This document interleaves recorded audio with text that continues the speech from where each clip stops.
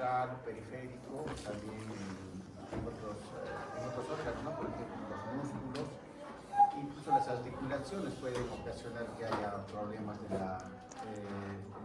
la marcha o la fuerza muscular misma, ¿no? Que vamos a evaluar. Entonces, lo más característico pues, es saber reconocer la sintomatología que va a dar una lesión tanto a nivel cerebral, a nivel medular o a nivel del dedo periférico, ¿no? Incluyendo también lo que es la unión neuromuscular y el mismo músculo. Por ejemplo, una lesión a nivel de un hemisferio, ¿qué alteración de la fuerza va a dar? Del hemisferio. Del derecho, digamos. Una lesión al hemisferio derecho. Yeah. La parte motora, obviamente, ¿no? Claro. ¿Qué alteración nos da? ¿Qué clínica nos va a mostrar? De un lado, claro, parte. No, en la fuerza, en la fuerza. Ya, disminución de... ¿Cómo va a ser la característica de esa disminución de fuerza en una lesión? Ya. Ya, contrario, pero ¿qué produce? Si no es contrario que mi nariz. Contralateral al lado del... ¿Cómo se llama eso? Decusación... Emi. Emi parece. ¿No? Claro, me parece. Emi parece. Y una lesión en la médula.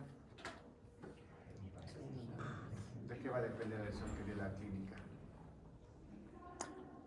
Ya. Y eso va a ser ya también. Claro, nivel. Ya digamos nivel de 10. ¿Qué va a dar en la parte de la fuerza? Plegia. O sea, Para. Plegia, ¿no es cierto? Y una lesión a nivel C2. Cuadra. Cuadriplegia. Cuadriplegia o cuadriplegia. Entonces, en la parte de la fuerza, entonces, es lo que más evidente va a ser cuando llega un paciente, ¿no? Ya te podemos evaluar. Hasta cuando esté en coma, ¿no? El paciente no despierta, pero si le estimulas al olor fuerte, va a tratar de ubicar, ¿no? Si un lado mueve el otro, ¿no? Entonces ya pues, tiene una hemiplegia, me parece, ¿no? Entonces, la parte motora nos ayuda pues, mucho a poder decir si este paciente ya tiene una lesión estructural, porque es la falta de fuerza en un hemicuerpo o la mitad de la parte transversal, bueno, dice que una lesión que es orgánica, ¿no? Porque un trastorno metabólico o en caso de otro problema que puede ser tóxico, pues no nos va a dar una focalización, ¿no? Sino va a ser más generalizado. Bueno, entonces, la vía pues, motora básicamente son unas vías que conducen pues, incitaciones motoras voluntarias, automáticas y también asociadas. No solo hablamos de la vía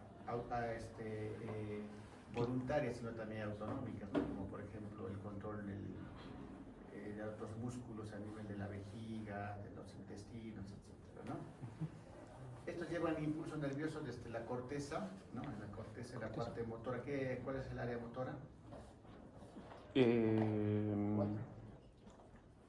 Área 4 de Brodmann, área 6 premotora. Premotora y el accesorio también. El accesorio. En la región sagittal. Entonces de ahí nace, ¿no? La vía motora, donde se encuentra pues obviamente la sustancia gris, ¿no es cierto? Que está en la corteza. Y la sustancia gris, ¿por qué está compuesto? Por cuerpos neuronales. Entonces ahí está el núcleo, están pues todos los organelos en este caso de la neurona, que es una célula como todas, ¿no? Y de ahí salen las proyecciones, ¿no? Que son los axones. Los axones. Y también tiene otras proyecciones, las neuronas que se llaman dendritas. Entonces, con las dendritas en conexión, por ejemplo, con la vía sensitiva, con la parte anterior. Y el axón se dirige, pues, ¿no? Llevando todo lo que es la función motora hasta el asta anterior de la médula. Y va a ir dejando, ¿no? Diferentes ramas neuronales hasta llegar a lo último, ¿no? Que es a nivel ya de la región lumbar. Entonces, si vemos, pues estas neuronas son bastante largas, ¿no? Entonces, llegan desde su núcleo hasta la parte más inferior de la médula. Entonces, esos impulsos que van desde la corteza, estructuras subcorticales y terminan pues en núcleos motores de pares craneales también y también de las artes anteriores de la médula espinal. Las vías se llaman vía piramidal, ¿no? Y la vía extrapiramidal. La vía piramidal que va a llevar toda la vía. Y la extrapiramidal es la encargada de que sus movimientos, pues, de una manera sean mucho más eficaces, ¿no? Para poder realizar las actividades que queremos hacer. Y ambas vías son, pues, de motilidad y la coordinación armoniosa. Entonces, sin esos dos vías no podríamos caminar, ¿no? Ni hacer, ni mover, ni escribir, nada. La vía piramidal es un conjunto de fibras que nacen en la corteza cerebral a nivel del bulbo. A nivel del bulbo es donde forman las pirámides vulvares. ¿No? La decusación. Baja por las, por las radiaciones ahí a nivel de la corona radiada cortical, pasa por la cápsula interna, llega a lo que es el tronco, ¿no? El mesencéfalo, la protuberancia, el bulbo y luego pasa hasta la médula, ¿no? Como hasta vemos anterior. Acá, en esta zona ya es la zona medular, ¿no? Entonces, en la zona medular, pues, llega a los núcleos de las astas anteriores de la médula y de ahí ya salen, ¿no? Los nervios periféricos hacia lo que es el músculo esquelético. En la parte anterior sale la vía motora y bueno, ya es vía sensitiva, ¿no? Hacia la parte posterior. Y bueno, saliendo un poquito la vía motora, pues la vía sensitiva tiene un ganglio, ¿no es cierto? Ganglio posterior. El ganglio es el que va a llevar también neuronas sensitivas. Pues la vía motora no tiene ganglio. Y va directamente hacia el músculo. Entonces la vía piramidal tiene dos componentes, ¿no? Que es la vía corticoespinal, que va de la corteza a la médula, tiene siempre el nombre, ¿no? Y la vía córtico-nuclear, ¿no? Que va de la corteza hacia los núcleos de los nervios craneales, ¿no? Que están los motores, básicamente. Los oculomotores, el quinto también, ¿no? El séptimo, ¿no? Que es el más importante motor de los nervios. El del 12. El noveno también tiene, el 11 y el 12, ¿no? A la lengua, básicamente. Entonces, todas esas vías van a hacer de que, pues, exista movimiento en toda parte del cuerpo, ¿no? Entonces, como si la lesión acá, por ejemplo, pues lo que va a producir es una hemiparesia, ¿no? Porque vaya a dar contra atrás, porque acá se está cruzando la vía, ¿no? Decusando. Se decruza de un lado hacia el otro. En la lesión de la cápsula interna que es acá, pues, si se dan cuenta, toda la vía que está por la corteza se junta a este nivel, ¿no? Entonces, cualquier lesión pequeña también va a causar una hemiparesia, ¿no? Pero en este caso, pues la hemiparesia va a ser igual, ¿no? Tanto en miembros superiores como inferiores, eso ya vamos a ver por qué. Luego va bajando ya a al tronco cerebral, que es a través del pedúnculo cerebral, a la porción basal del puente, a la pirámide vulvar, ¿no? Donde se forman las pirámides. Pasa todavía, por eso que también se ha dado el nombre de vía piramidal, ¿no? Porque fue una pirámide a nivel del bulbo. Pero también se dice que porque las neuronas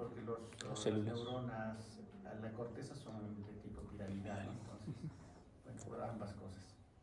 En el bulbo ya se decusa hacia lo contralateral, casi al 85 al 90% de todas las fibras decusan, pero hay una partecita en el tracto espinal, pues, ventral va a ir también directamente, ¿no?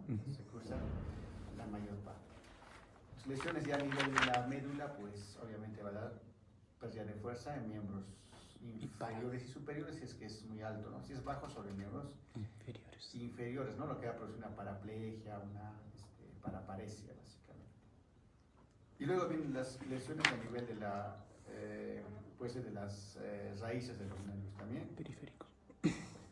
Básicamente es raíz de nervios motores, los cuales van a dar trastornos ya también, pero más focalizados, más locales, ¿no? Puede ser una sola extremidad, por ejemplo. Y ya cuando llega a la unión neuromuscular también, ¿no? Enfermedades que afectan a esta unión, puede dar también parálisis. En este caso sí más generalizadas, ¿no? Como la miastenia, pero va a afectar todo el cuerpo, no solo una parte, ¿no?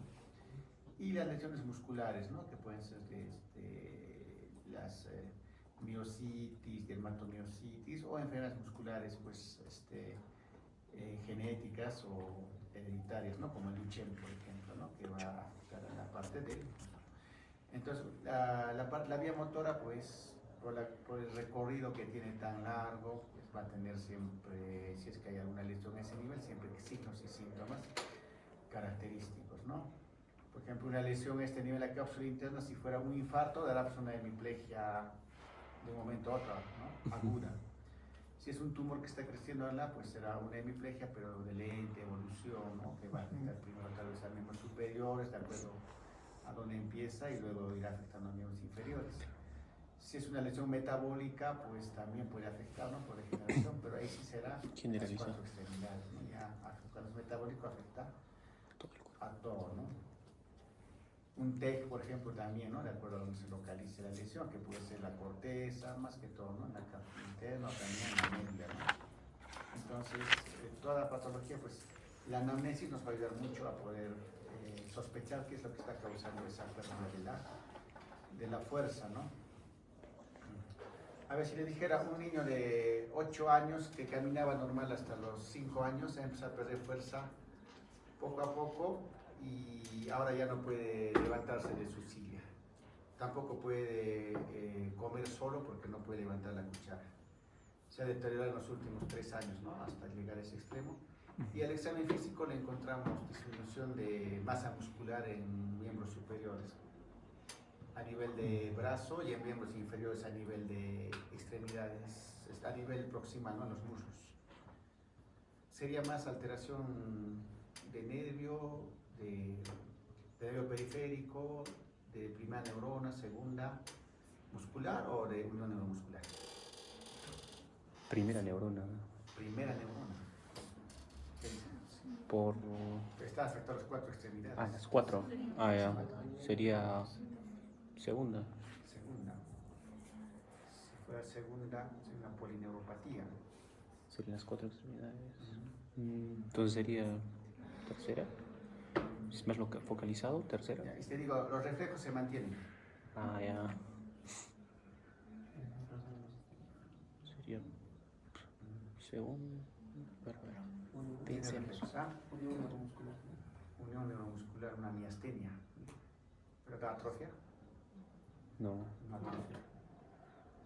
Degenerativo de larga data, atrofia. Larga data, ¿no? Está ya 3 años, 4 años. Entonces sería... Es un niño, 8 años. Ah, bien. Ahí se presenta la enfermedad de Duchenne, ¿no? Es una enfermedad genética, muscular, ¿no? Una atrofia muscular de larga data, pero que poco a poco, niños que caminan normal, poco a poco dejan de caminar, ¿no? Mantiene reflejos, pero la atrofia es principalmente a nivel proximal, ¿no? O sea, en brazos, muslos, a diferencia de las polineuropatías, ¿no? Que la alteración es más que todo distal, ¿no? En manos, en pies, ¿no? En el Guillain-Barré no se ve eso, o sea, la mayor alteración de fuerza es a nivel distal, ¿no? Aunque ahora con las variantes ya se puede ver cualquier cosa, ¿no? Ya no es tan típico como se describía antes el Guillain-Barré, ahora está el Guillain-Barré con reflejos, bueno, es otro tema.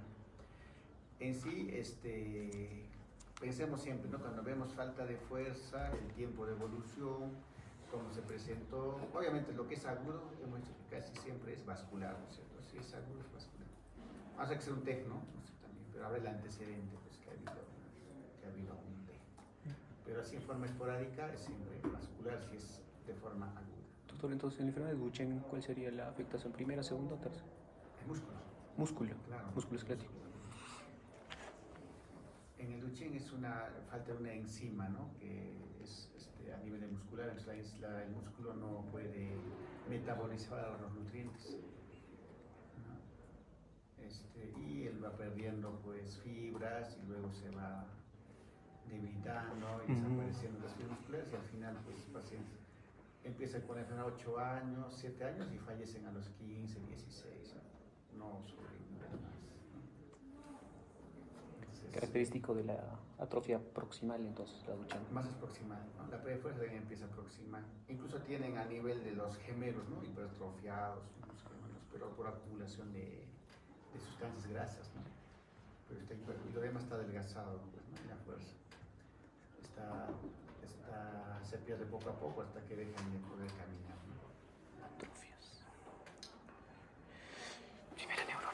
Comenzamos a hablar de lo que es la vía motora piramidal o también llamado córtico espinal, ¿no? Como su nombre dice, va de la corteza hacia la médula espinal, ¿no?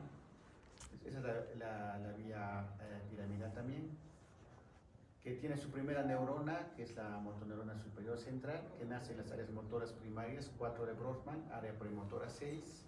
Sector adyacente al área Y premotora. también sector adyacente al área motora, ¿no? Es 1, 2 o postrolándica.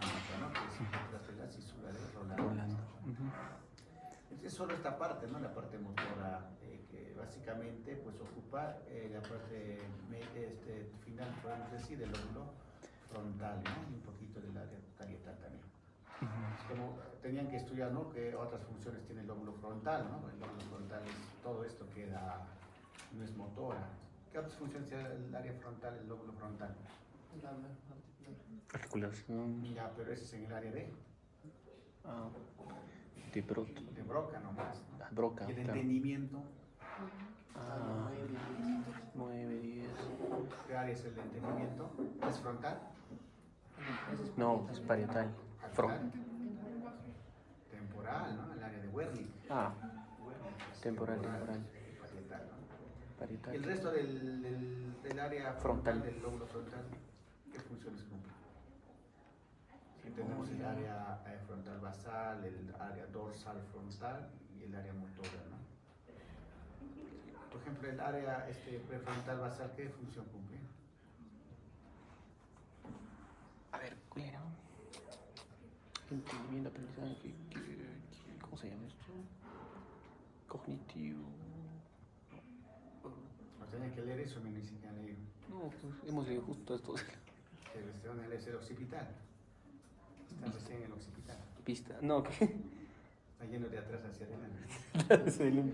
Estamos en el 17. No, como decía, las de Brodmann, pues antes sí tenías que aprender de memoria, pero se ha visto ahora con la resonancia magnética funcional que no es tan cierto que tengan, ni siquiera el lenguaje, ¿no? Obviamente que si una lesión en el área de Broca va a haber alteraciones, pero también si hay en vías del otro lado, pues puede haber alteraciones también en el lenguaje, ¿no? Entonces, y peor en otras áreas, ¿no? Que están relacionadas con lo que es la ejecución de actividades, movimientos tipo apráxicos o las náuseas, pues hay más en las vías, ¿no? Que están interconectadas un lado con el otro. Centro de la SED. Y por la parte interna también, ¿no? En las áreas que se manifiestan.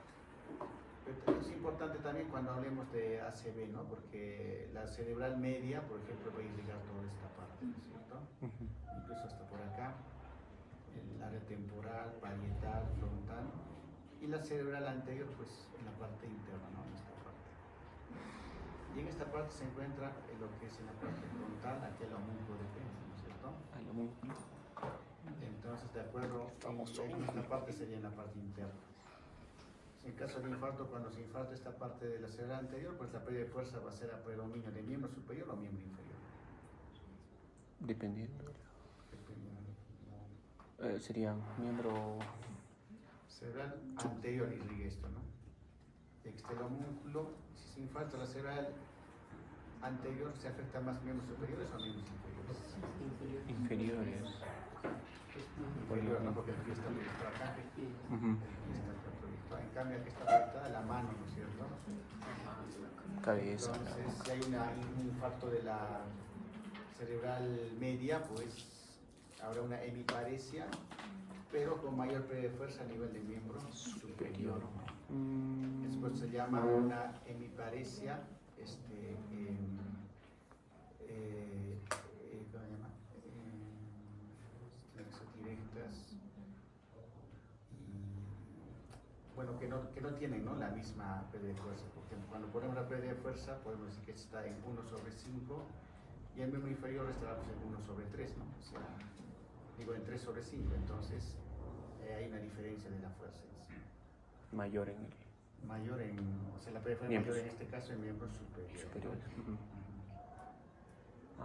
Ya. Bueno, el área sensitiva motora secundaria situada en el opérculo parietal, es sensitiva secundaria, que también tiene mucha relación con el funcionamiento motor, ¿no? Porque estimula a la respuesta motora de ese área.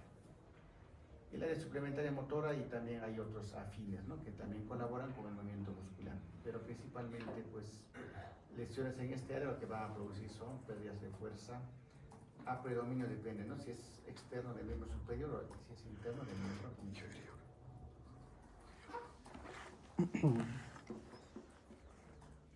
¿Cuáles son las funciones? La corteza motora primaria pues es la producción de actos motores simples y también repetitivos, especialmente de la mano, ¿no? Cuando es la parte externa. La corteza premotora es el control de musculatura proximal y coordinación de interextremidades, ¿no? Movimientos guiados sensorialmente también. Y el área motora suplementaria son movimientos complejos en respuesta a un estímulo, ¿no? Por eso que está relacionado con el área parietal, ¿no? Que es el que recibe el estímulo sensitivo. Pues todo está organizado a través de vías, ¿no? Que comunican tanto áreas premotoras como áreas tanto frontales como también parietales. Entonces, lo que tenemos que ver en estos casos es que las lesiones de esos niveles van a dar clínica, ¿no? Por ejemplo, hay clínicas que ni siquiera sospecharíamos muchas veces, ¿no? Ni el paciente mismo se da cuenta, ¿no? Por ejemplo, te puede decir, viene a consulta y el paciente solamente dice que, bueno, no puedo abrocharme la camisa, ¿no? Pero su parte motor está funcionante, pero el problema es que no puede realizar porque ha olvidado hacer ese acto, ¿no? ¿Cómo se llama eso? No puede ejecutar movimientos aprendidos. No, ataxia es apraxia, ¿no? Entonces, ese área está relacionada justamente con la apraxia, ¿no? O sea, la conexión entre área motora y el área parietal sensitivo, ¿no? Lesiones a ese nivel, pues sí pueden producir apraxias. cuadros de apraxia, ¿no? Apraxias. Justo aquí está el homúnculo motor, ¿no? En el cual vemos pues, el pie en la parte interna, puesto que como está irrigado por la cerebral media, cualquier lesión va a producir una hemiparesia, pero a predominio del miembro inferior. En cambio, en la parte externa, ¿no? La mano es lo que se proyecta más siempre a nivel cerebral, ¿no?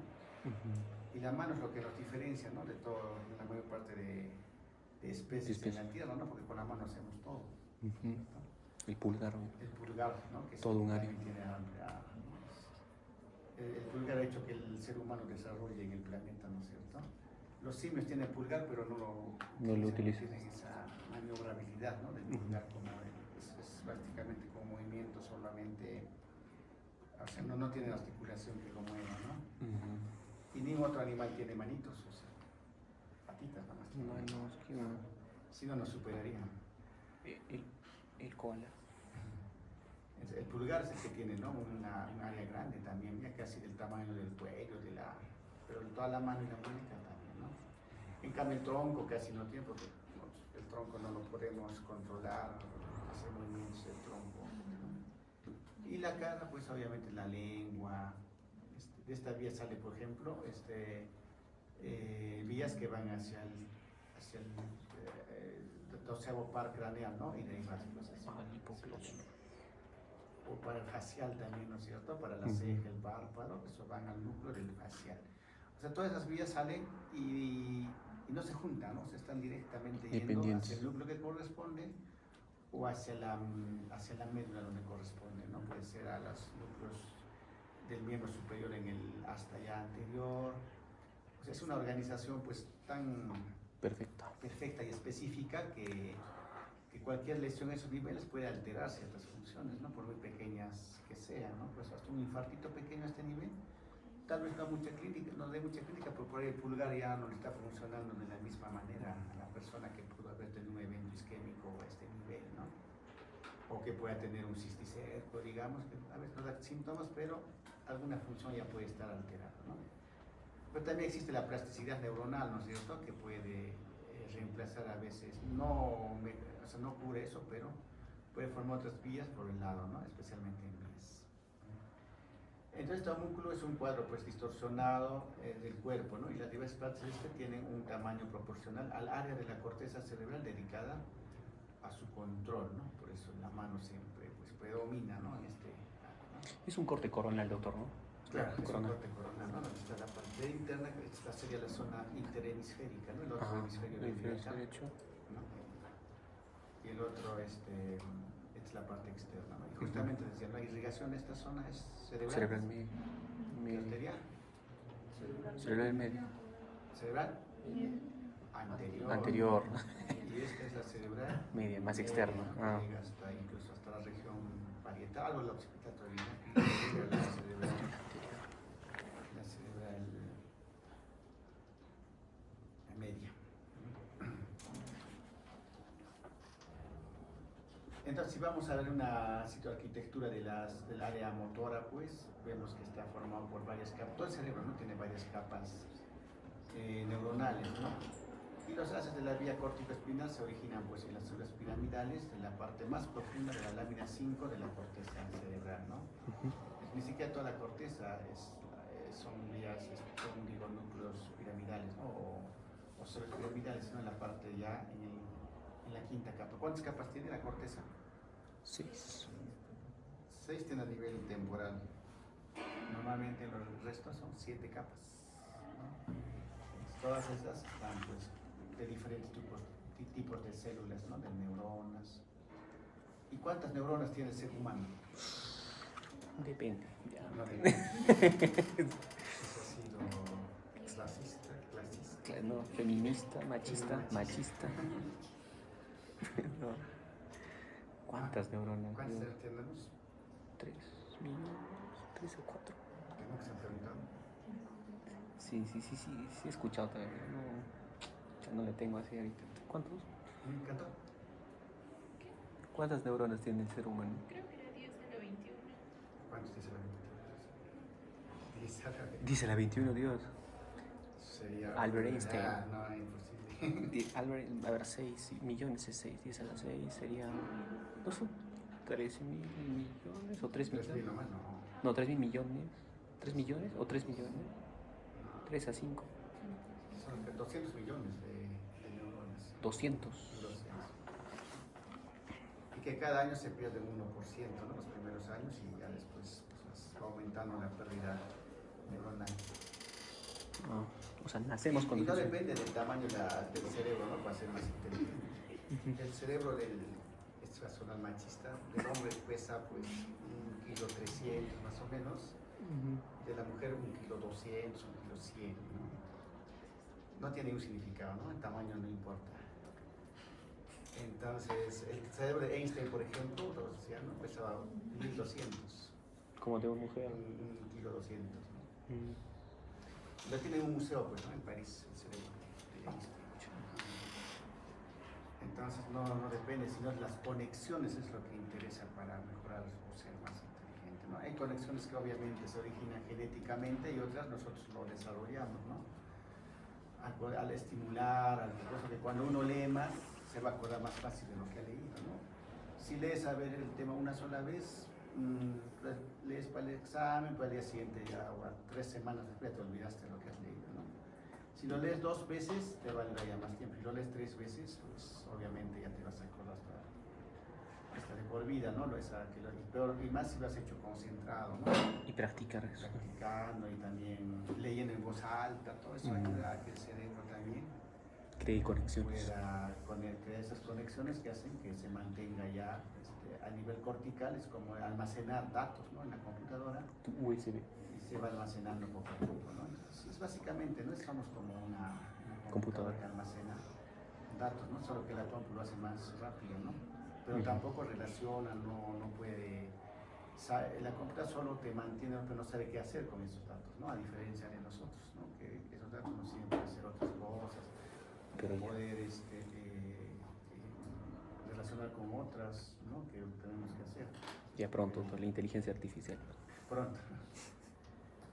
La decisión de las fibras de esta vía, pues las fibras de este fascículo que van de la corteza a la médula, la córtico-medular, tienen una versión somatotrópica, ¿no? Quiere decir que, como decía, ¿no? Que cada fibrita ya va dirigida al núcleo que le corresponde, donde inicia. Hemos visto que el pulgar, por ejemplo, que iniciaba en este área externa, frontal, pues va a ir básicamente hasta la médula, sería hasta anterior al nivel cervical, ¿no? Donde está el núcleo que va a hacer que mueva el pulgar, ¿no? A nivel de C3, C4 más o menos, ¿no? En cambio, el que va a mover el miembro inferior, pues se irá hasta la región lumbar, ¿no? Hasta L1 de 12, ¿no? Para poder así realizar, y también esa proyección que está en la parte interna, pues esa axón va a bajar hasta ahí, ¿no? Entonces, es perfecta esa organización, ¿no? Para poder realizar los movimientos adecuados. Y la vía extrapiramidal, obviamente, que está en los ganglios basales, pues va a hacer que esos movimientos, porque está conectado también, realicen lo que queremos hacer, ¿no? Coordinar el movimiento, poder realizar movimientos mucho más finos, ¿no? Porque si no teníamos vía extrapiramidal podíamos mover, pero tal vez no podíamos agarrar nada, ¿no? O no podíamos ni siquiera saltar, ¿no? Por eso que se habla de inteligencias múltiples, ¿no es cierto? No solo inteligencia es poder captar o estudiar o leer y acordarse, ¿no? Por ejemplo, también la inteligencia es de la parte emocional, control de las emociones, el control motor incluso, ¿no? Porque, a ver, ¿por qué Messi juega mejor que otros? Por el desarrollo de su área. Él desarrolla más su parte motora, ¿no? Su parte más, coordinación. de coordinación, de los movimientos, ¿no? Entonces, claro que también hay una cuestión genética, pero con la práctica se puede lograr, ¿no? Se puede lograr también. Entonces va bajando a las fibras cervicales, que son las mediales, a las fibras torácicas, lumbares y sacras, ¿no? Y se hacen cada vez más laterales y más laterales porque va dejando fibras, entonces obviamente que a la última parte va a llegar menos cantidad de fibras porque se ha ido quedando, ¿no? En diferentes regiones de la médula, de la cervical, dorsal, lumbar. Bueno, acá la lumbar solo hasta L1 llega a la médula, ¿no? Entonces después ya no hay más. Entonces, ¿cómo dejan sus fibras? De la siguiente manera: 55% en la médula cervical, y de esos 55% casi el 20% van al pulgar. Entonces es bastante. 15% en la torácica, que solo que no hay mucho movimiento, ¿no? Respira. No, pues automático. Claro, es automático. Y 30% en la médula lumbosacra, que oxigena más que todo por el movimiento de los pies, ¿no? Pero los pies no tienen mucha habilidad, ¿no?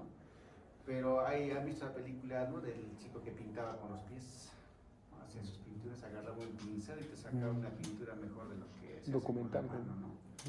Por eso decía, ¿no? Que el estimular, el practicar, porque él era manco, no tenía ambos miembros superiores. No tenía miembros superiores. Entonces empezó a practicar con el pie y agarraba un pincel y pintaba, pues, ¿no? Entonces, eso es para que se vea que también esa plasticidad, ese estímulo hace de que pueda aparecer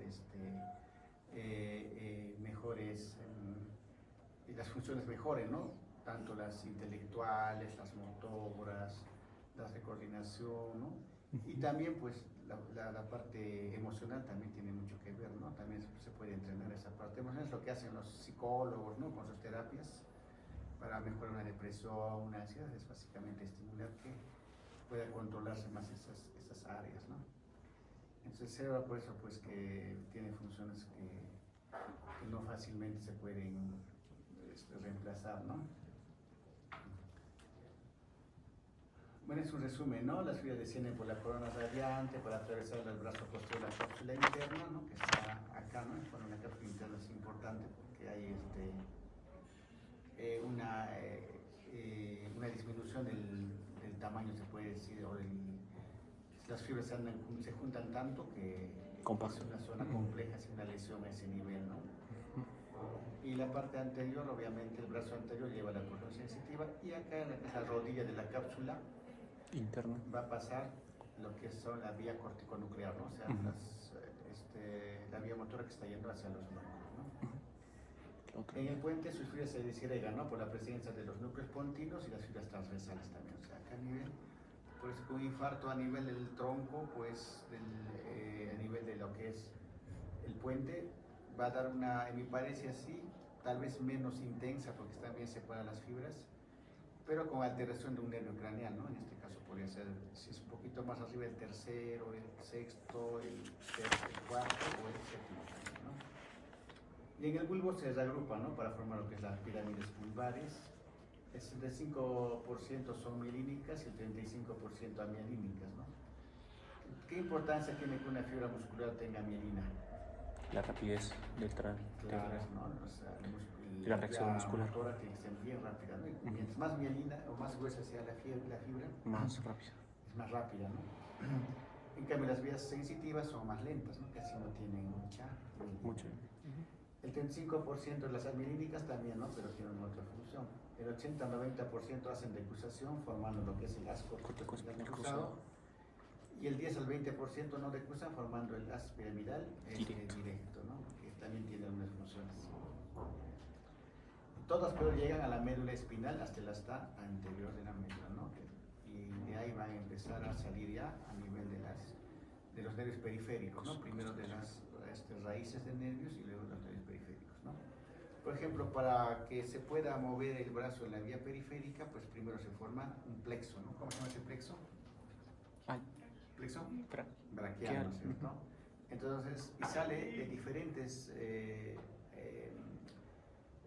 zonas de la médula, lo que son las raíces, ¿no? Desde C1, C2, C3, y ahí se van juntando, ¿no? Y hay unos que van a salir nervios directos, como el mediano, ¿no? Que no sale del terminal del plexo, sino de la parte anterior todavía. Entonces, a veces lesiones, por ejemplo, de alguna raíz solo puede afectar un lado. Si fuera mediano, solo afectaría pues, la parte externa, ¿no? Si fuera el radial a nivel de plexo, pues podría afectar el pulgar, básicamente, ¿no? Y también a nivel periférico también puede haber lesiones, ¿no? Por ejemplo, el túnel del carpo, ¿a qué nervio afecta? ¿Qué nervio pasa por el túnel del carpo? Nervio mediano. ¿Cómo se llama? ¿El nervio? Mediano. Sí, mediano. ¿Qué síntoma da, no? Da adormecimientos, da parestesias, ¿no? Dolor también, ¿no es cierto? A nivel de la mano. Es frecuente, ¿no? Las personas que trabajan mucho con la mano, lavando, los gamers. Pero ya va a ser patología, ¿no? Porque antes se hablaba por ejemplo, de la neuropatía del escribiente, por las máquinas de escribir. ¿Vamos a alguna vez eso? ¿Máquina de escribir? Sí, yo todavía ya. No, entonces tenían, ¿no? Y hacían neuropatías, ¿no? Tipo túnel del carpo, ¿no? Otro era típico de los ordeñadores de vaca también, ¿no? Los que estaban ordeñando, se contraían los músculos, ¿no? Las contracciones de Dupuytren. De Dupuytren. Hacían eso. Pero ahora pues ahora ya con maquinita, ya no, pero todavía quedará, no sé, ¿no? Industrial con maquinita. Del jugador de golf también, ¿no? Es el neuropatía a nivel del codo. Justo, ¿cuál era? Doctor Renan, ¿qué tienes? El doctor Renan, ¿qué tienes? Nos enseñó eso de las maniobras del golf, el codo de golf y el tenista. El tenista. La parte articular, ¿no? Articular, ¿no? Él tendrá otras cosas también, pero bueno. El doctor Renan tiene neuropatías. Yo era su delegado también. Neuropatías. Incontinencias. La próstata. Y la segunda neurona motora inferior o periférica, que es donde va a salir, ¿no? La vía piramidal hacia la parte externa, ¿no? Como hemos mencionado, pues. Este cuerpo de esta neurona está en el asta anterior de la médula y corresponde pues a las motoneuronas alfa, ¿no? Las que se denominan así porque son un poco más pequeñas que las motoneuronas superiores, ¿no? Los axones de las neuronas motoras forman la raíz anterior de los pares raquídeos, ¿no? Que hemos mencionado, y se dirigen pues a los músculos esqueléticos, donde van a hacer sinapsis con las placas motoras y a través de su mediador químico, que es acetilcolina, ¿no es cierto? Es el más importante. Ese nivel desencadena las contracciones musculares, ¿no? Entonces, esa contracción muscular ya va a dar los diferentes tipos de movimientos que podemos realizar, que son movimientos voluntarios, ¿no? Entonces, eso pues, como esta vía piramidal tiene este recorrido tan largo, se puede decir amplio, que ves la corteza hasta la médula, pues las diferentes patologías, lesiones pueden dañar, ¿no? Toda esta vía, ¿no? Y lamentablemente pues son células que no son recuperables, ¿no? Cuando se dañan. Por ejemplo, una lesión medular, pues muchas veces ya queda como secuela, ¿no? Una paraplegia, una cuadriplegia, ¿no? Ahora es una lesión a nivel cerebral, obviamente que si es pequeña, con terapia, pero es reemplazo de la función, ¿no? No tanto así que la misma neurona pueda volver a recuperarse cuando sea dañada, pero como son pues, millones, hay algunas que se pueden, que pueden funcionar de otra manera que están funcionando, ¿no? Por eso que esa plasticidad hace que muchas personas puedan recuperar de algún modo sus funciones todavía. A no ser que el daño sea muy, muy severo, ¿no? Ahí sí ya no hay forma de mejorar esas funciones. Las acciones de las neuronas motoras inferiores son las que llegan al músculo, pero antes tienen que pasar pues, por lo que son varias zonas, ¿no? Son largas también, por ejemplo, solamente pensar en el nervio ciático, ¿no? Que va desde la región lumbar hasta la punta del pie, ¿no? Es un axón que mide casi 1 metro, ¿no? Es larguísimo. Claro, obviamente no es recto, ¿no? Porque va a dar pues, otros nervios a diferentes zonas del cuerpo, ¿no? Y ahí empiezan también la clínica de las neuropatías periféricas, ¿no? Que pueden ser la mayor parte compresivas. Como hemos mencionado, una compresiva, por ejemplo, el túnel del carpo, ¿no? Es por Nervio mediano. del mediano. El nervio ciático, ¿no? Que produce también las lumbociatagias, ¿no? Por compresión por hernias, ¿no? Que son más que todo. El problema al principio es sensitivo, ¿no? Dolor, pero la hernia si crece puede ya agarrar también la parte motora y empezar a tener empezar con parestesias y luego una pérdida de fuerza, ¿no? En este caso casi siempre unilateral, ¿no? O ni siquiera unilateral, sino de una extremidad.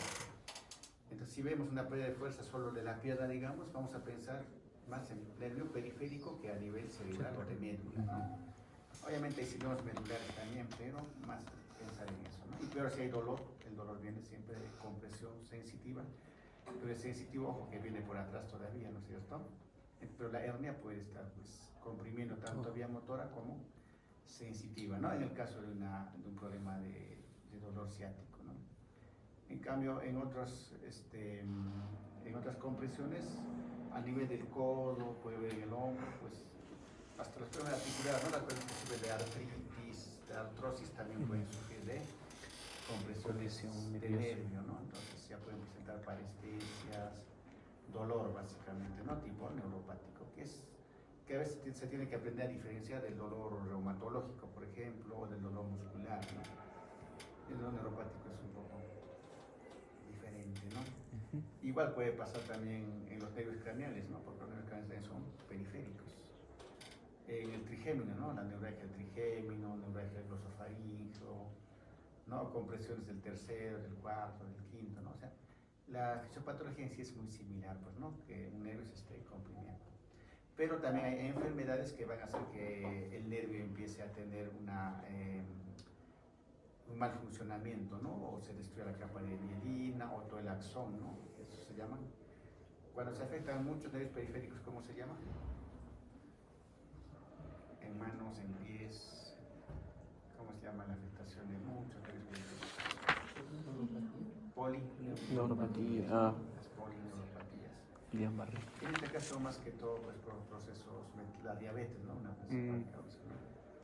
O enfermedades también autoinmunes, tipo Guillain-Barré, es una polirradiculoneuropatía, porque también afecta a la raíz del nervio, ¿no? En cambio, las polineuropatías afectan más a las partes distales, ¿no? Las manos, pies, en guante o en tipo media, ¿no?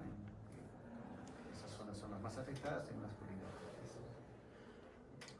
Y cuando hablamos de lesión o de miastenia, estamos hablando de problemas a nivel de la unión neuromuscular, ¿no? No es la única enfermedad, pero ahí es un problema con la captación del neurotransmisor acetilcolina, ¿no? ¿Qué pasa en la miastenia? Miastenia gravis, eso. ¿Qué sucede? ¿Qué pasa con la acetilcolina? ¿Hay o no hay acetilcolina en la enfermedad? ¿Para qué? ¿Cómo afecta? ¿No son los receptores? Hay acetilcolina, pero los receptores, ¿no? A nivel muscular son los que por un problema autoinmune desaparecen, ¿no? Es igual, por ejemplo,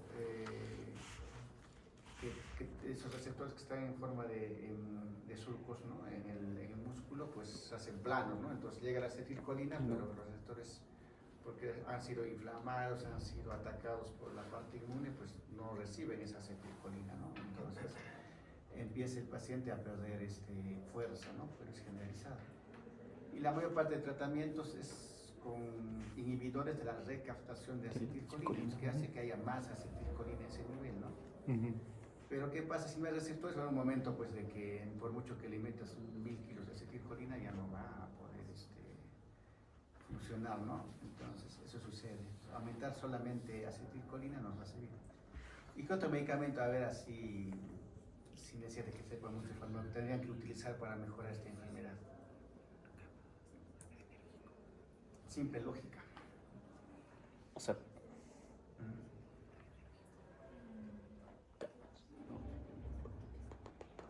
A ver, pensemos. Damos inhibidores de la recaptación de acetilcolina, ¿no es cierto? Eso quiere decir que si no recapta, porque la acetilcolina luego es recaptada a las vesículas, ¿no es cierto? Inhibimos eso, entonces hacemos que en la hendidura pues haya más acetilcolina, ya bueno. Pero los receptores no hay, entonces ¿qué podemos darle para que no haya esa destrucción de los receptores? Si es una enfermedad autoinmune. Corticoides. Corticoides, claro. O algún tipo de inmunosupresor, porque el problema es nuestras mismas defensas que están yendo a atacar a los corticoides. O ahora también se puede usar los inmunomoduladores, ¿no? Para que no haya ese ataque. Entonces, son enfermedades que parecen siempre su fisiopatología, ¿no? Pero también el deterioro a veces puede ser muy severo, ¿no? Y ahí aparece, ya que porque a veces no desconoce al receptor, problemas del timo, el timo ya desarrolla anticuerpos que van directamente contra receptores, ¿no? Y eso ya es diferente, pero esa fisiopatología, por ejemplo, de la miastenia, ayuda a pensar, por ejemplo, en los pacientes que tienen envenenamientos, ¿no? Como órganos fosforados. ¿Qué hace el órgano fosforado con la acetilcolina? No permite la... O los venenos de serpientes, ¿no? Los de arañas, por ejemplo, es justamente en ese nivel, ¿no? Donde ataca cosas que los pacientes se paralizan. ¿No? Porque en el caso del veneno de la viuda negra, por ejemplo, no afecta a la acetilcolina, ni al receptor, ni a la hendidura, sino a las vesículas de calcio, ¿no? Que están en la unión neuromuscular, que tienen que soltar, se abren las vesículas y eso hace que la acetilcolina pase. Los venenos esos hacen que no se secrete ese calcio, ¿no? Porque muchas veces les dan gluconato de calcio a los pacientes que han mordido una araña, ahí está la fisiopatología, ¿no? O en caso de intoxicados por órganos fosforados también, ¿no es cierto? Porque la acetilcolina tiene receptores. Adrenal. No, sí. Receptores. Nicotínicos y muscarínicos. Claro. Muscarínicos. Fármaco 2. Todo está relacionado con lo que es esa parte, ¿no? Se ahogan pues, por su saliva, por hipersecreción. Esos receptores nicotínicos, ¿no? Este gráfico pues, nos ayuda también a ver, ¿no? Cómo funciona, por ejemplo, la vía piramidal en relación con lo que es la vía sensitiva también, ¿no? Que está entrando por la parte posterior. Un solo nervio, pues muchas veces tiene tanto fibras motoras como sensitivas, ¿no? Pero igual, ¿no? Van en el mismo orden, ¿no? Las motoras van por la parte externa y las sensitivas por la parte interna. Y luego la sensitiva viene entrando y forma su ganglio, ¿no? Posterior sensitivo. El ganglio posterior sensitivo y luego va penetrando hasta posterior de la médula. Por ejemplo, un reflejo, ¿no? Golpeamos la rodilla, el estímulo viene por acá, las interneuronas hacen que una reacción con la parte motora y pues reacción automática. Tener la respuesta, ¿no? En este caso, una extensión de la rodilla, ¿no? Si es patelar. También es importante este ganglio porque acá pues se almacenan algunos virus, ¿no? Como el virus del herpes. ¿De cuál? Epstein-Barr. Herpes, no sé. No, ¿qué virus? ¿Qué virus? ¿Quién da herpes zóster? ¿Qué virus de herpes zóster? ¿Cómo? ¿El herpes? ¿Qué virus? No. ¿Qué virus provoca el herpes zóster? Necesito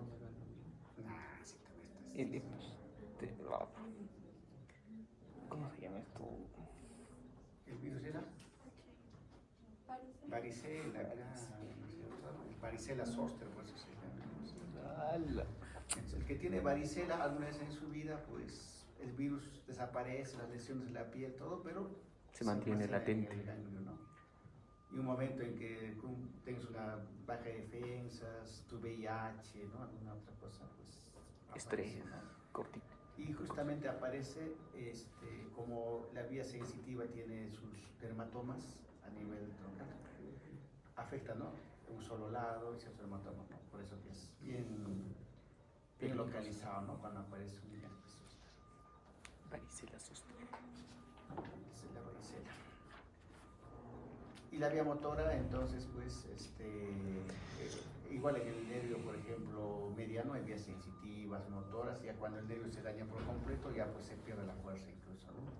Y pierde esa motilidad de los dedos incluso, ¿no? Cuando no se para de trabajar en un túnel del carpo, o por ejemplo, a veces una cirugía incluso, ¿no? Para limpiar ese túnel, ¿no? Otro ejemplo, ¿no? Los borrachos, ¿no? Que se duermen, a veces ahora sí amanecen y su brazo colgado, ¿no? No pueden ni siquiera levantarlo, ¿no? La compresión del nervio radial hace que se quede el brazo colgado, porque el nervio radial está bien superficial a nivel del codo, ¿no? Entonces queda el brazo colgado y pues no pueden ni siquiera mover el pulgar, ¿no? Entonces eso va a demorar en recuperar, y a veces, de acuerdo a la lesión del nervio, pues puede ser incluso definitiva, ¿no? Si se daña el axón, pues sí. Porque hay mucho que el nervio tiene su mielina que está cubriendo la parte, ¿no es cierto?, superficial, y por medio va el axón, ¿no? Por ejemplo, el Guillain-Barré, ¿a quién afecta? A la mielina. Por eso es que pues la mielina pues, se progresivo. puede recuperar cuando se afecta el axón ya, en el caso. Es reversible. Porque hay Guillain-Barré que afecta. O en caso de una compresión de mucho tiempo, ¿no? Hablemos del mismo borracho que toda la noche se quedó con el brazo ahí aplastado. Se lesionó el axón primero, se necrosió, luego pasó el axón, se necrosó, ahí sí ya no va a recuperar la fuerza, ¿no? O es en caso de que hay un corte con un cuchillo, por ejemplo, esa zona. Ahí sí ya se daña la mielina, incluso se daña pues la parte epineural, ¿no? La mielina, el axón, y imposible que ese brazo se pueda volver a recuperar, ¿no? ¿Qué queda? Hacer un trasplante de nervio, ¿no? A veces para poder recuperar el movimiento de una extremidad. El nervio es pues sensible, ¿no? 5 minutos a veces suficiente que esté muy aplastado para que pueda quedar lesionado definitivamente. Porque al final la mielina son proteínas, grasas, ¿no? Que tienen una función, pero si se daña es difícil recuperarlo, ¿no? El axón peor todavía, el axón que ya es parte del sistema nervioso. Entonces, eso es la fisiopatología de las lesiones también que ocurren en el nervio periférico, ¿no? Compresivas, metabólicas, hasta genéticas, ¿no? Hay unas polineuropatías de causa ya hereditaria, genética, ¿no? Que con el tiempo pues van causando destrucción del axón de la mielina, ¿no? ¿Alguna enfermedad genética de nervio? Hereditaria. Genética. Nombres raros. Amigos. ¿Cuál puede ser? ¿Has escuchado Charcot-Marie-Tooth? Charcot-Marie-Tooth, ¿no? Es genético. Luego el Desiree. Todos son franceses. Hay enfermedades genéticas. Entonces, una polineuropatía puede ser genética, metabólica, compresiva o traumática también, ¿no? Obviamente que las más severas a eso son las traumáticas, ¿no? Una fractura, por ejemplo, ¿no? Frecuentemente, una fractura de tibia en el nivel o de cúbito de radio astillada, rompe el nervio y ya pierdes la función si es que ha cortado el nervio, lo ha afectado por completo, ¿no? Y eso es frecuente también ver. Corticonuclear. La vía corticonuclear, pues obviamente como su nombre dice, va desde la corteza a los núcleos de los nervios craneales, ¿no? Especialmente el primer nervio motor que recibe la inervación va a ser el tercero, ¿no? Tercero. Que está más arriba en el mesencéfalo. Mesencéfalo. Es básicamente Tercero y cuarto. Esta vía conecta la corteza con los núcleos motores de los pares craneanos, del tronco encefálico y termina pues en los núcleos esqueléticos inervados por los pares craneanos respectivos, ¿no? Por ejemplo, el tercero, ¿qué músculos inerva? Cefales. ¿Cuántos nervios oculares son? 1, 2, 3. Ya, en el párpado también, ¿no? Ese es el tercero. Ya. Es la corticonuclea, pues la primera neurona en la vía motora voluntaria por los pares craneales se encuentra en la circunvolución frontal ascendente, ¿no? En la parte más baja, ¿no? Prerolámbica, en las zonas piramidales de Betz y se localiza en la parte más inferior o pie de la circunvolución, ¿no? En este área está pues más que todo la parte que va a los núcleos, ¿no? El resto va a la parte medular. Pues, siempre ahí pues se mantiene, ¿no? Su lugar, su situación a nivel del sistema nervioso central, ¿no? Y si vemos el homúnculo, aquí está proyectado pues la cara, ¿no? Donde van amamentados los nervios corticonucleares, ¿no? Para mover tanto músculos de la cara como los músculos que mueven los ojos, la lengua y también algunos músculos como el esternocleidomastoideo del trapecio, ¿no? El axón de esta neurona desciende por la parte media, ¿no? La rodilla de la cápsula interna, ¿no es cierto? Nos menciona que aquí está justo la rodilla, entonces por ahí está pasando. ¿Puede haber lesiones que afecten solo la rodilla? Pues sí, ¿no? Por ejemplo, un infarto lacunar a este nivel, que no afecte la vía, pues solo podría afectar a algunas de los nervios craneales. Pero ojo, ¿no? Los nervios craneales reciben doble inervación. Sensitivo. Entonces puede, si solo es el lado derecho, pues puede hacer una parálisis facial, por ejemplo, pero sin afectar la parte inferior de la, como digo, la parte superior de la cara, no solo afecta la parte inferior. Pero si se lesionaron los dos lados, ahí sí aparece una parálisis facial, pues como periférica, ¿no? Pero es raro que suceda eso, ¿no? Que siempre se afecta un lado, pues que la parálisis facial central decimos que sin es afectación solamente inferior, ¿cierto? En cambio la periférica ya es completa, ¿no? En su descenso deja fibras de los pares craneales motores, ¿no? En el mesencéfalo al núcleo del tercero y cuarto par. En la protuberancia al quinto, sexto y séptimo par. En el bulbo al noveno y décimo, ¿no?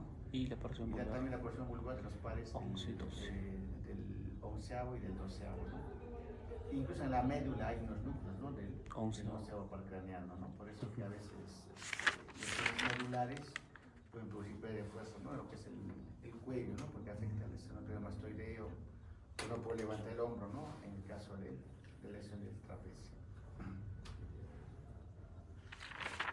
El haz córtico nuclear se ubica por dentro del resto de las vías y a partir de los pedúnculos cerebrales, grupos de fibras cruzan a la línea media para hacer sinapsis en la segunda neurona, que se encuentra en los núcleos motores de los pares craneales, comenzando en el tercer par craneal, ¿no? O sea, también por eso que hay doble inervación, ¿no? Porque cruzan también de uno al otro, pero también directos, ¿no? Como la vía corticonuclear, pero en este caso es mayor cantidad de fibras que son del mismo lado, ¿no?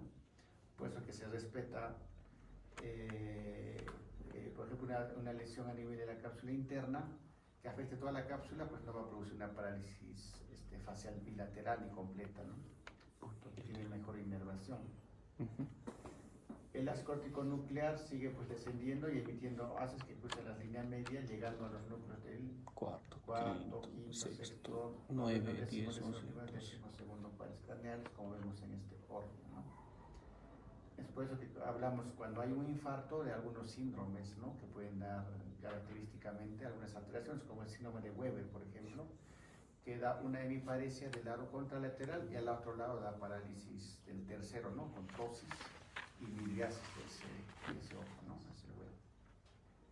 Y otros, cada área tiene pues hay como más de 30 síndromes, ¿no? Que no siempre con signos motores, ¿no? A veces con signos sensitivos también, o de movimientos involuntarios también, ¿no? Como temblores, ¿no? Porque también acá tenemos núcleos como el núcleo rojo, ¿no? Que tienen que ver mucho con el movimiento involuntario. El ácido corticoide se agota en la mitad inferior del bulbo, en el núcleo del hipogloso, ¿no? Que es el doceavo par, ¿no? O sea, acá pones el núcleo hipogloso y ahí termina toda esta vía, ¿no? Que diferencia de la vía corticoespinal pues no es tan larga, ¿no? Entonces, y también está más protegida, ¿no? Para las lesiones. También se llama vía geniculada, ¿no? Porque pasa por la rodilla, ¿no? La rodilla es genus, ¿no es cierto? ¿No? Los traumatólogos siempre usan ese término, ¿no? ¿Cuál es su significado funcional? Pues controla la actividad motora precisas y voluntarias en coordinación con la vía extrapiramidal. Frena y controla numerosos impulsos que llegan a las motoneuronas de las artes anteriores. Pone en marcha la actividad de las neuronas alfa y gamma en el movimiento voluntario, y las lesiones de la vía piramidal pueden producir pues monoplegias, paraplegias o también hemiplegias, ¿no? De esta vía.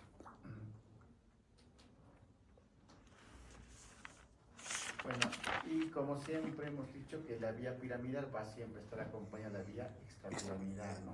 La vía extrapiramidal está constituida pues, por los axones que no forman la vía piramidal y que descienden desde el encéfalo a la médula espinal, donde inerva las motoneuronas alfa, es donde ahí va a realizar la coordinación, y esas vías también se juntan con la vía motora piramidal, ¿no? Se llama también extrapiramidal porque sus vías no pasan a nivel de las pirámides, ¿no? Vulvares, y su función es ordenar el impulso para efectuar sus movimientos.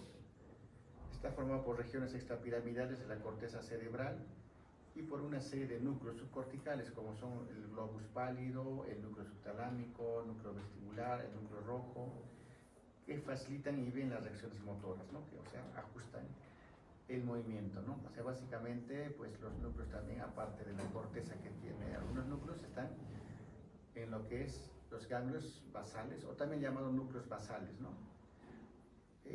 Ahora justo que ya lo que se quiere, ¿no? Que le llamen ganglios basales, porque no son ganglios, ¿no? Son núcleos. ¿Cuál es la principal patología que puede ocasionarse por lesiones a nivel de los núcleos basales? ¿Qué puede producir? ¿Qué signos? ¿Qué síntomas? Signos más que todo. Movimiento tónico clónico. Temblor. Equilibrio es más cerebelo, ¿no? Vestíbulo. Cerebelo más. ¿Qué puede producir una lesión? A ver, el globo pálido, Núcleo rojo. subtalámico, o en el núcleo vestibular.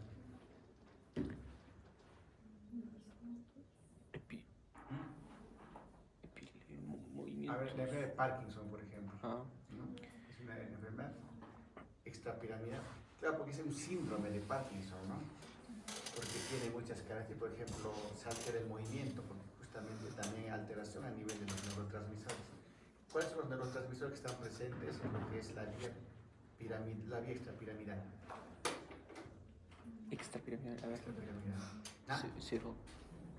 Dopamina 1. Dopamina, cero. ¿Y también? ¿Serotonina? No. Dopamina. ¿Más? GABA. No. Tampoco no.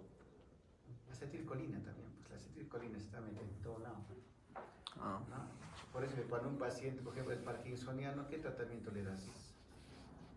Levodopa, ¿no? Que es un reemplazo de la dopamina. ¿No? Y para que baje el temblor, ¿qué le das? Le das el piperideno, ¿no? Que es para disminuir la cantidad de acetilcolina, porque hay un desbalance, ¿no? Entre lo que es acetilcolina y dopamina, ¿no? No solamente se falta dopamina, sino también que aumenta la acetilcolina, ¿no? Y por eso que empieza a ver el temblor, porque la dopamina solo te controla la rigidez, ¿no? Que viene en el síndrome, y también la disminución de los movimientos, ¿no? Que se hace más lento, ¿no? La bradicinesia. Entonces en ese caso tienes que usar pues, un reemplazo de la dopamina, ¿no?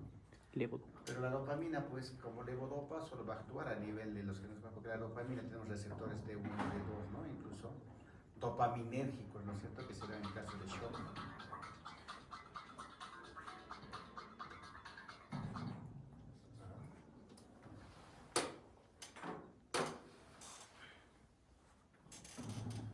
Bueno, entonces, la vía estaminal comprende pues las siguientes estructuras, ¿no? La corteza motora, que tiene también conexiones, el cuerpo estriado, ¿no? Que ya pertenece a los ganglios basales o núcleos basales, el núcleo rojo también, ¿no? Que está a nivel incluso ya del mesencéfalo, núcleos vestibulares, ¿no? Porque también tiene mucho que ver en este caso la parte del vestibular con lo que es con lo que es el tono muscular y también la coordinación de los movimientos, ¿no?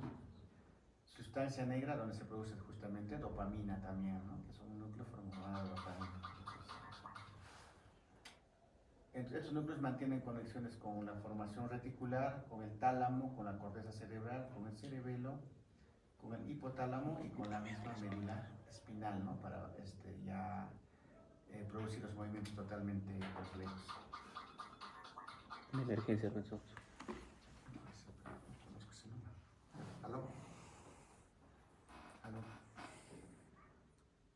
¿Aló? Sí, dígame.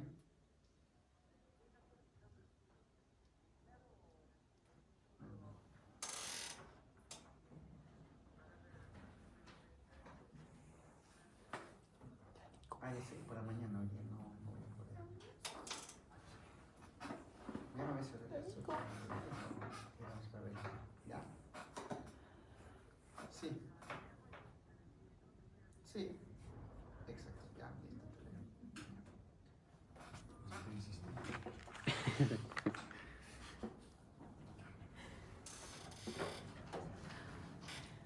Entonces, la función de la vía extrapiramidal es mantener la postura, el equilibrio mientras se realizan movimientos voluntarios.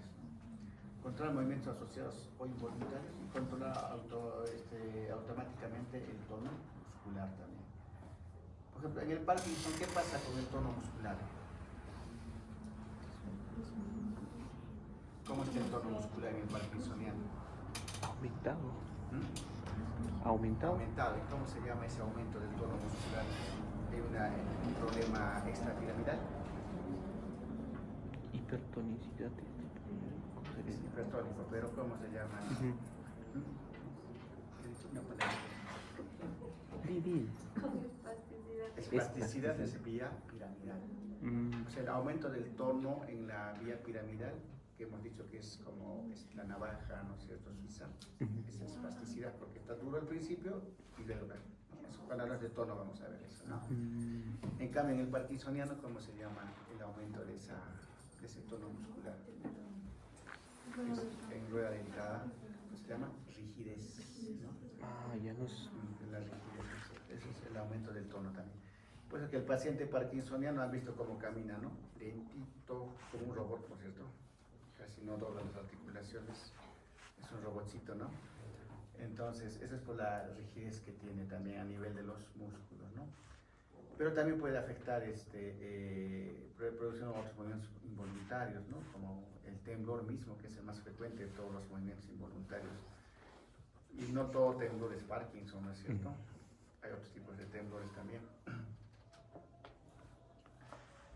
La vía extrapiramidal está formada por regiones extrapiramidales, la corteza cerebral y por una serie de núcleos subcorticales, ¿no? Como son el núcleo rojo, el núcleo vestibular, que forman la formación reticular.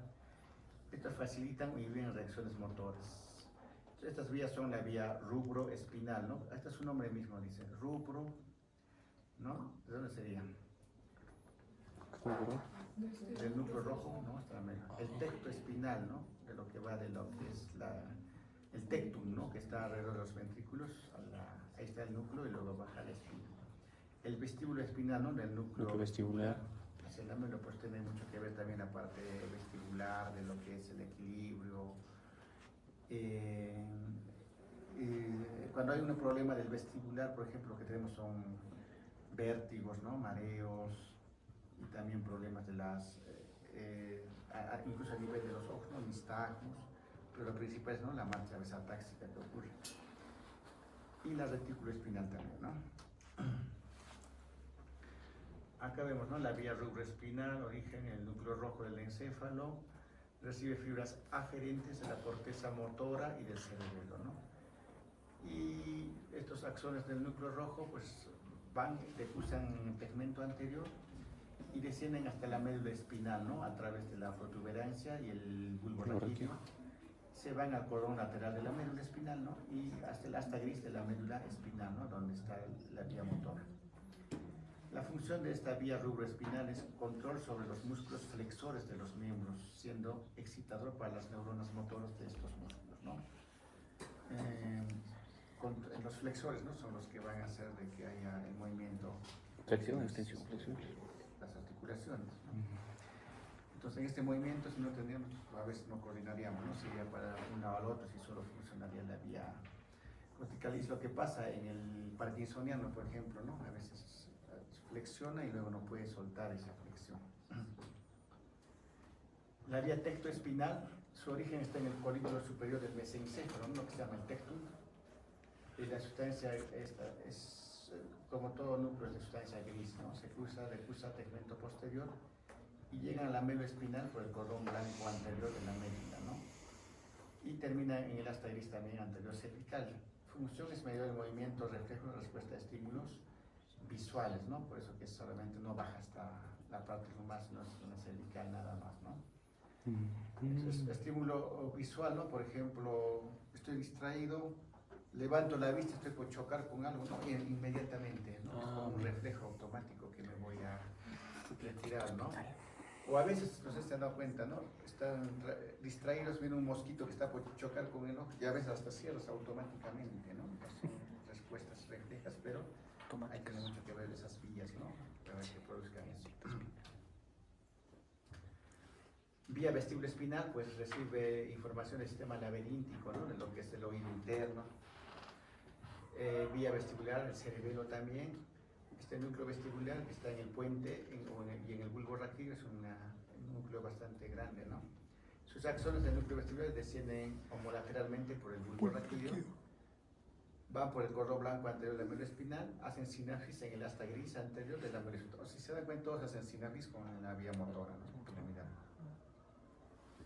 Su función recibe información del sistema laberíntico, vía vestibular y cerebelo también. Es excitador y control de los músculos extensores de la postura, ¿no? Los que extienden, ¿no? Los que nos dejan pararnos más que todo, ¿no? Entonces también, ¿no? En el parkinsoniano el paciente va encorvándose poco a poco, ¿no? Y dificulta ya pararse. La vía reticuloespinal, pues se encuentra su núcleo en la protuberancia, ¿no? En el puente, también en el bulbo raquídeo. Sus axones son directos hacia la médula espinal. Estos axones cruzan, los cruzados y directos hacia la médula van formando el tracto ponto reticuloespinal, formando el tracto bulbo reticuloespinal.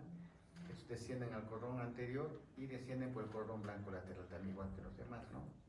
Ingresan por los cordones grises anteriores a la médula espinal y facilitan y inhiben la actividad motora de las neuronas alfa y gamma, ¿no? Influyen en el movimiento voluntario de la actividad refleja y del tono muscular. Esto sería el más importante en lo que es la marcha más que todo, ¿no? Por eso lesiones vestibulares, cuando uno está mareado con un problema del oído interno, pues incluso dificulta la marcha o hasta su tono, ¿no? Pues cuando caminan están que no pueden pisar adecuadamente, ¿no? Entonces están totalmente, las personas están vertiginosas, tienen también algo de trastorno del tono, y también por otra vía que vimos afecta pues a la vista, ¿no? Produciendo nistagmos, ¿no es cierto? Entonces, todas estas vías pues tienen relación con muchas funciones, ¿no? Y peor en los daños cerebelosos también, ¿no? El paciente está atáxico y descoordinado. El significado funcional en la vía de la motilidad cortico-subcortical regula el tono muscular y proporciona a los movimientos voluntarios e involuntarios un carácter especial y propio de cada individuo, ¿no? Por ejemplo, la expresión de la cara, el hablar, el caminar son aspectos particulares de las personas y están controlados por los circuitos extrapiramidales, ¿no? Por ejemplo, cuando ves que camina una persona te das cuenta, a veces lo reconoces por la forma de caminar, ¿no? Porque es característico. Pero hasta es genético también, ¿no? Interviene junto a la vía piramidal en la ejecución de patrones de actividades motoras, jugar, bailar, escribir, ¿no? Ya que cuando hay fallas o lesiones del sistema extrapiramidal, estas actividades motoras no se realizan correctamente. Actúa en el control cognitivo también, en el conocimiento de la sucesión de los movimientos, al realizar, por ejemplo, poner en marcha un automóvil, ¿no? Entonces, no solo, pues no sería esto una apraxia, ¿no? Sino sería el problema con el movimiento a realizar en ese momento, ¿no? Más que todo, motor, ¿no? Entre los daños de estas vías van a producir pues, movimientos involuntarios, ¿no? ¿A qué movimientos involuntarios conocen?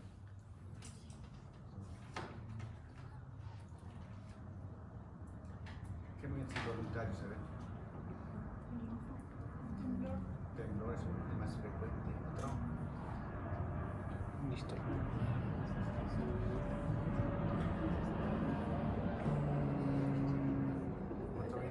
involuntario. Corea, ¿no? ¿Las Coreas? Corea, hijo. Corea, los tics también, ¿no? Y bueno, básicamente niños. ¿Otro? No, el espasmo no es un movimiento involuntario, ¿no? Es más automático. Crisis convulsivas, ¿no? ¿Qué más puede ser? Movimiento Los involuntario. varísimos, ¿no? Que son inmensos, como el lanzado de bala, ¿no? Son fuertes, ¿no? Todo el brazo se puede mover, todas las extremidades están ahí moviendo. Todo eso pasa, por ejemplo, en infartos en los ganos basales o también cuando hay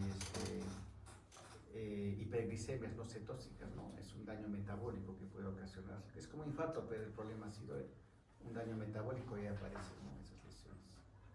Luego, uno frecuente, no tan frecuente como el temblor, ¿no?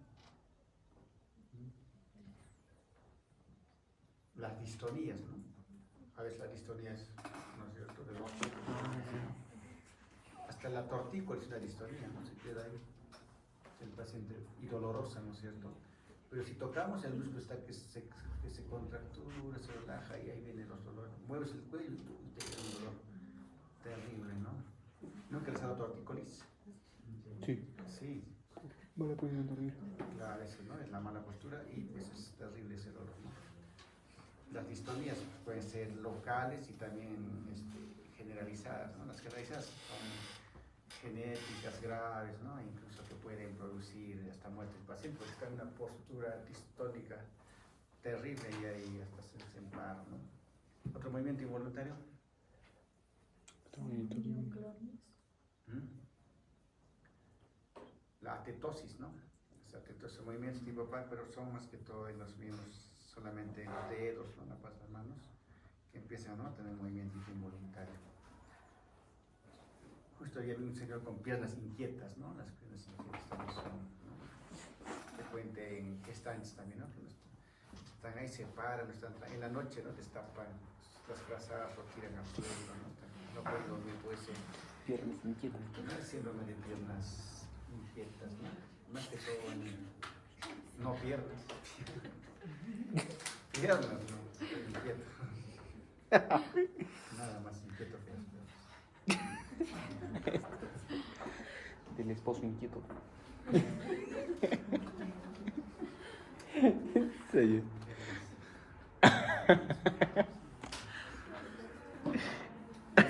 Las vías dables a través de tono muscular, movimientos involuntarios anormales y trastornos del equilibrio, ¿no?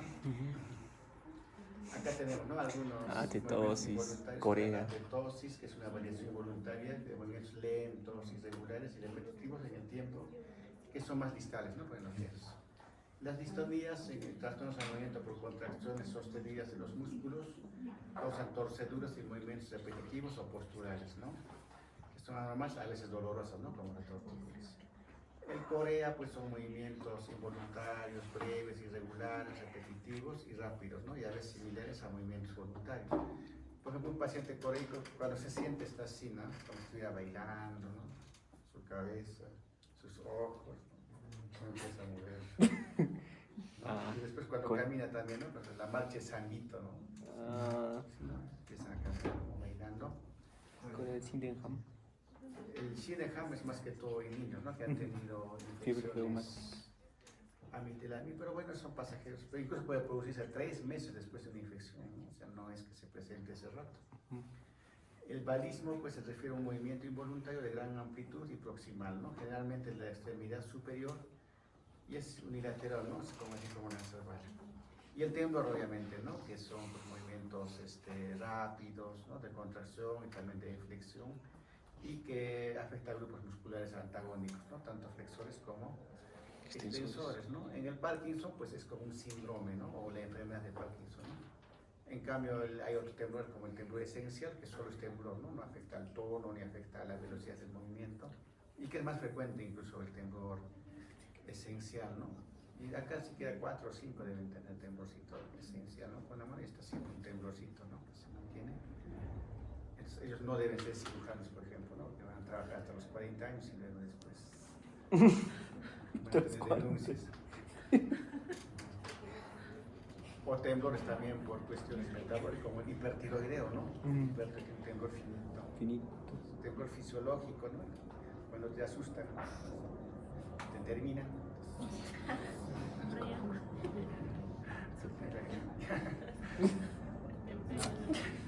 ¿Cómo se dieron cuenta por mi temblor? Dice.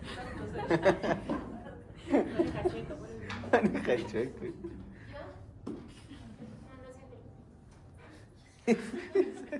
Ahora sí que está. Extrapiramidal. Como movimientos importantes por la alternancia, los clonus, sucesión de contracción, pero más que todo son estos reflejos muy incrementados, ¿no? En el caso de Corea de Huntington, pues se caracteriza por corea, otros movimientos involuntarios junto a una demencia, alteraciones conductuales, y es genética totalmente, ¿no? Es una alteración a nivel de de los cromosomas, ¿no? Es genético. Bueno, creo que ya nos da para hacer evaluación motora. El pasito va a ser básicamente las vías extrapiramidal, piramidal y lo que es conciencia, ¿ya? Y también la próxima clase ya será el primer grupo que tiene que exponer el MIS. Doctor, ¿cómo vamos a dividir los temas? O sea, ¿qué temas van a tocar cada uno?